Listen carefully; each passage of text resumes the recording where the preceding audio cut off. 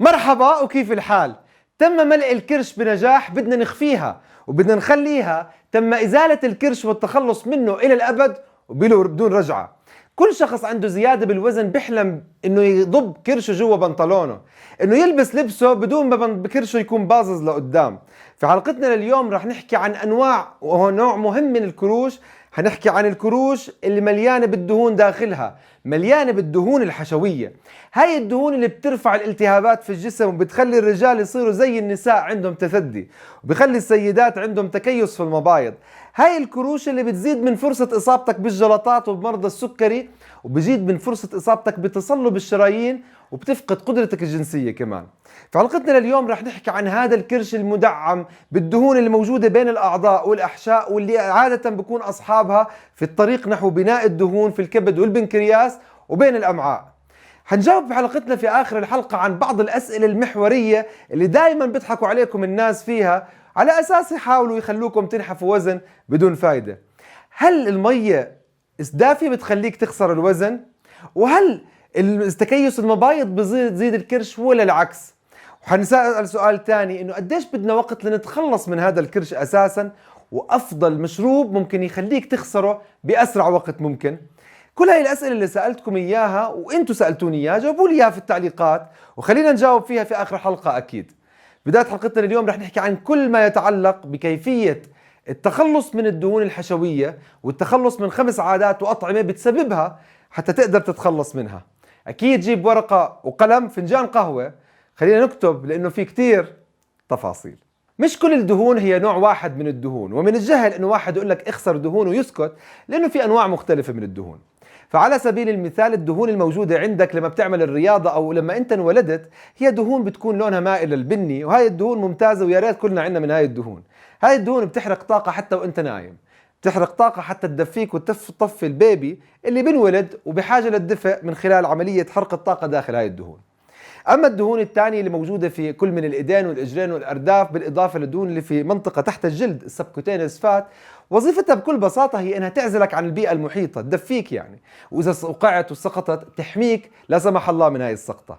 لكن دائما احنا بنخاف من الدهون الموجودة في منطقة البطن اللي بتكون بسبب ترهلات السنين، بسبب الاسترس والسموم اللي عمالك بتاكلها عمال على بطال، واللي بتؤدي لتراكم هاي الدهون في منطقة البطن، وبنسميها الدهون الحشوية. هاي الدهون الحشوية اللي بتكون متراكمة حوالين المعدة والأمعاء، موجودة حوالين الكبد، موجودة حوالين البنكرياس. هاي الدهون اللي بالآخر بتتراكم حتى في الكبد وبصير عندك كبد دهني، وإذا تراكمت في البنكرياس بتقل قدرته على إفراز الأنسولين، فممكن ينصاب الشخص بالسكري النوع الأول كمان. هذه الدهون بتفرز بطبيعتها سايتوكاينيزز، مواد سامة كيماوية. هاي المواد بتعمل على التهابات الجسم كامل، وبتزيد فرصة إصابتك بتصلب الشرايين والجلطات والسكتات الدماغية. أضف إلى ذلك أنه اللي بيكونوا عندهم هذه الدهون عادة بيصابوا بالسكري النوع الثاني وأمراض القلب. بالإضافة بيكونوا أكثر عرضة للإصابة بسرطان الثدي وسرطان القولون، بالإضافة لتكيس المبايض عند السيدات. وحتى تقدر تتخلص من هاي الدهون الحشوية لازم تتوقف عن 5 أطعمة وعادات غذائية سببت في وصولك لهذه الحالة أساسا. فأول هذه العادات أو الأطعمة اللي سببت تراكم الدهون الحشوية ولازم توقفها حتى تخسرها بكل بساطة هي الزيوت المصنعة والمهدرجة. هذه الزيوت اللي ممكن نوصفها بأنها قمامة موجودة على رشلف عندنا في السوبر ماركتات. عم نتكلم عن الزيوت السيئة زي زيت الذرة، زيت دوار الشمس، زيت الصويا وزيت الكانولا.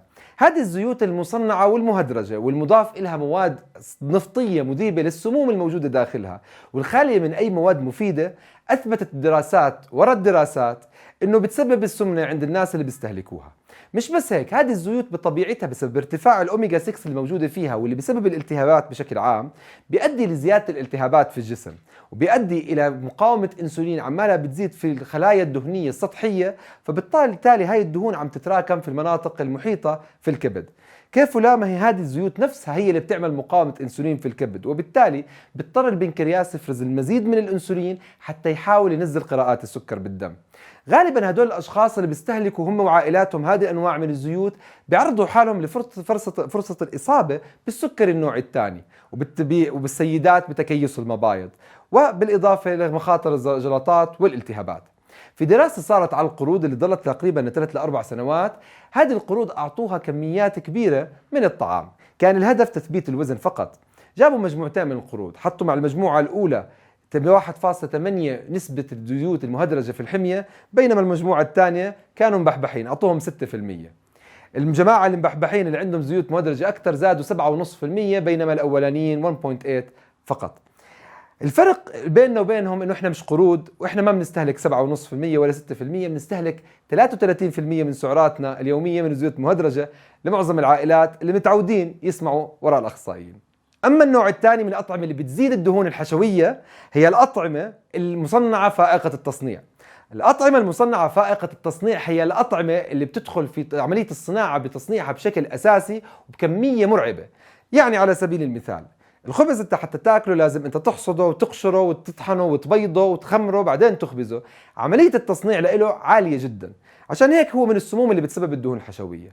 هذا لسه اقل السموم اللي انت بتستهلكها. لما انت بتروح بتاخد المرتديلا او اللانشون او حتى الشيبسات او الصوصات الجاهزة، انت عم تاخد اطعمة فيها مواد حافظة، فيها ملونات صناعية، فيها مثبتات للنكهة، فيها مضادات للبكتيريا والفطريات. كل هذا حتى تضل هذا المنتج والخبز منهم على الرف لأطول فترة زمنية ممكنة. وجدت الدراسات انه انت لما عمالك بتاكل كميات كبيرة من هاي الأطعمة رح تقل تنوع البكتيريا الموجودة عندك في الأمعاء. وجدت هذه الدراسات انه عادة الاشخاص اللي عندهم دهون حشوية عالية دائما وابدا الدهون كمية البكتيريا النافعة وتنوعها بتكون قليل. لما راحوا يعملوا دراسة على الفئران راحوا جابوا مجموعة من الفئران ونوعوا في كمية اللحوم المصنعة اللي بيعطوها اياها. فبلشوا من 2% للفئران الأحسن حظا، لحوم مصنعة قليلة، وصلوا ل 15.5%. وجدوا إنه الفئران اللي بياكلوا ال 15.5% هم الأكثر زيادة في الوزن واللي عندهم دهون حشوية أكثر، بالإضافة لزيادة وزن أكثر وتنوع في البكتيريا أقل. وإحنا طبعا مش فيران، وإحنا أكيد لما بنستهلك أطعمة مصنعة ناخذ تقريبا من 50 ل 60%. عشان هيك دائما اللي بيطلعوا بياكلوا أكل من أماكن مصنعة دائما بكون عندهم زيادة في دهون البطن الحشوية، وبالتالي التهابات في الجسم وكل الأمراض المزمنة. حتى تقدر تنزل وزنك في هيك حالة، أول إشي بتوقف هذه الأطعمة السامة وبتروح مباشرة لزيادة نوعية البكتيريا اللي عندك. كيف؟ بأنك تاخذ بكتيريا نافعة يكون فيها تصنيف وتنوع عالي جدا، وأكيد بأنك تقطع السكريات حتى تسمح لهاي البكتيريا النافعة تتغلب على البكتيريا الضارة الموجودة في أمعائك. تسأل ليش بصير عندك إمساك لما بتاخذ مضادات حيوية أو بتاخذ حبوب منع حمل؟ بكل بساطة المضادات الحيوية وحبوب منع الحمل تقتل البكتيريا النافعة اللي عندك وعندك. أما النوع الثالث من الأطعمة اللي بتخليك تراكم دهون الحشوية عندك واللي لازم توقفها حتى تخسرها، بكل بساطة هي سكر الفواكه. لما بحكي سكر الفواكه أنا بعنيها سكر الفواكه، يعني هو السكر الموجود بالفواكه وموجود بالعسل، السكر الموجود بالسكريات اللي هو سكر المائدة، السكر الموجود بالحلويات الشرقية، الموجود بالكاتشب، بالصوصات الجاهزة، بعصيرك الطازج وعصيرك المصنع. كل هذه المدججات اللي بتاكلها خلال نهارك هي سكر فواكه. سكر الفواكه اللي ما بيعرف، لما بتاكل حبة فواكه واحدة ما بيأثر، بس لما بتاكله من كل مصادره مع بعض في يومك وقتها بيأثر. الهاي فركتوز كورن سيرب او الفركتوز اللي انت عم تاخده من كل مكان بيؤدي اول اشي انه بضر في الكلى عندك، فهو بيروح على الاي تي بي في كل خلاياك ومن بينها الكلى وبيخليها بيحولها ليوريك اسيد، فبيبطئ من سرعة الحرق عندك، فطبعا وزنك بده يزيد. الفركتوز لما يتراكم عندك في الجسم وما في غير كبد واحد يتعامل معاه ويوصل الفركتوز لدماغك، هيعمل توتر في دماغك لما يتجاوز الحاجز الدماغي الدموي، وبالتالي رح يرتفع التوتر عندك بالجسم وبينفرز الكورتيزون بتأثير من الدماغ. الكورتيزون بيروح بيمسك هذا الفركتوز جوا الكبد بيحوله لدهون بيخزنه جوا دهونك الحشوية. مش بس هيك، الانزيم اللايبوبروتين لايبيز المفروض يخزن الدهون عندك في الدهون السطحية سبكوتينيوس فات برضه بتعطل لما بتاكل الفواكه، فبالتالي بصير الأولوية في تخزين الدهون مش داخل خارج الجسم، في داخل الجسم. هذه الدهون الحشوية اللي بتتراكم بتزيد عندك الالتهابات وبتزيد خطورة الإصابة لك في السكري ومقاومة الأنسولين، وبتتراكم في كبدك وبتعمل لك كبد دهني، وإذا تراكمت في البنكرياس تعمل لك سكر نوع أول. برضه هي بتشوهك من الداخل والخارج. هذه الدهون بتفرز الاستروجين، عشان هيك عند الرجال بيلاقوا انه بصير عندهم تثدي، وعند السيدات بصير عندهم تكيس في المبايض. هذه الدهون ضروري انك توقف الفواكه حتتخلص منها. اما الطعام الرابع وبالاحرى الشراب الرابع فهو الكحول. الكحول هو أسوأ شيء ممكن انك تستهلكه كإنسان بدك تعيش على وجه الأرض بصحة وعافية، لأنه بكل بساطة بيشترك هو والفواكه في نفس القدرة على تدمير الكبد.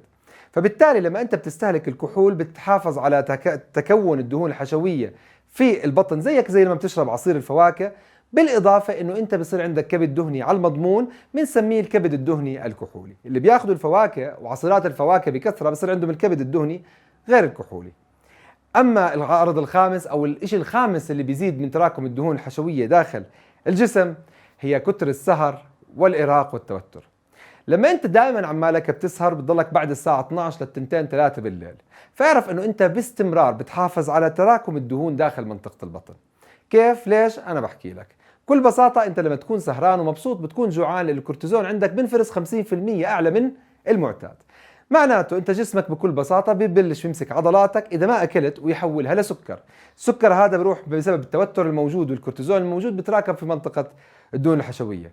بتعرف شو بصير فيك اذا انت بتسهر بتمارس الرياضه؟ بتزداد عندك التوتر، معناته الكورتيزون بده يزيد بالوقت اللي انت عمالك بتسهر، فلا انت تبني عضلات، بتخسر عضلات اسرع، بتزيد بكرشك.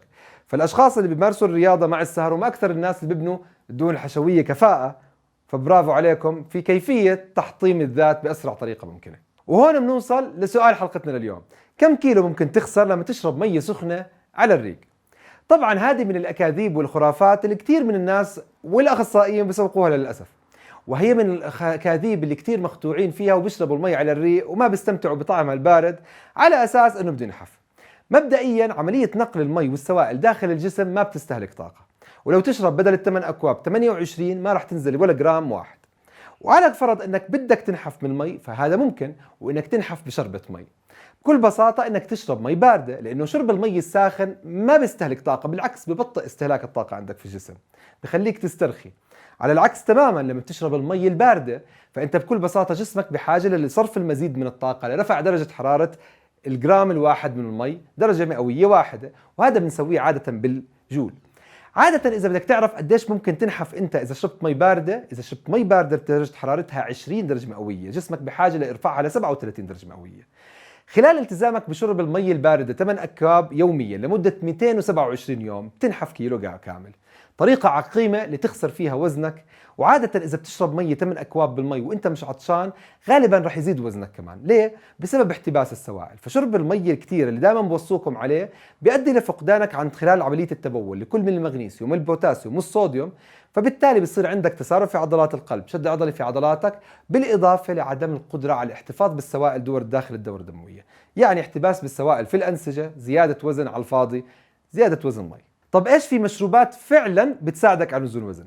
هلا في كل الحالات في مشروبات بتساعدك على نزول الوزن، زي فرضا مشروب الخل التفاح مع الليمون مع كاسة مي.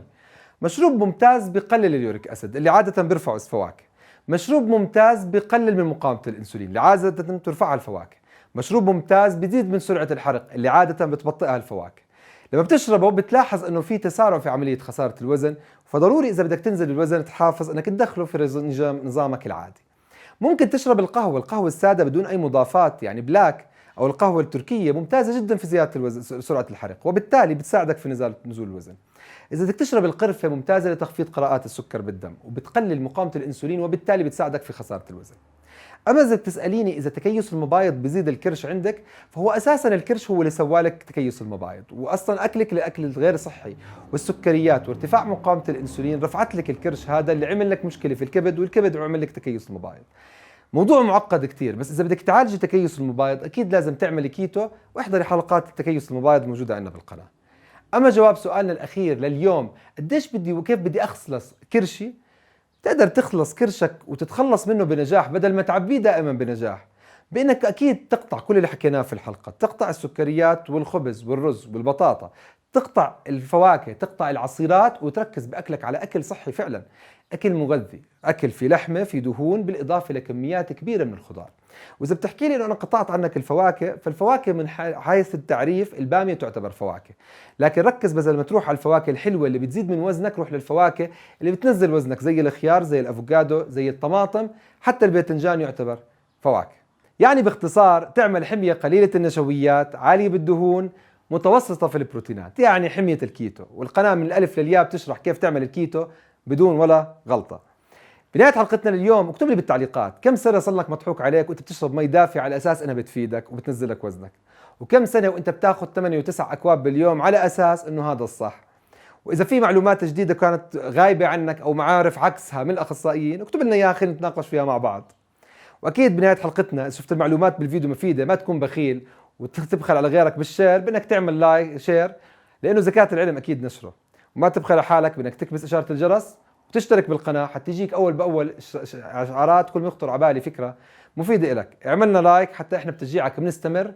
واكيد بدعوكم تنضموا لعالمنا الرائع بالفيسبوك، عالم سمارة كيتو اند فاستنج بلانت، وبتقدروا تتابعوني على الانستغرام وسناب شات وتويتر والتيك توك. وكل ما في الحلقه من معلومات ومصادر موجوده في المقال، مثبته في التعليقات وموجوده كمان في صندوق الوصف.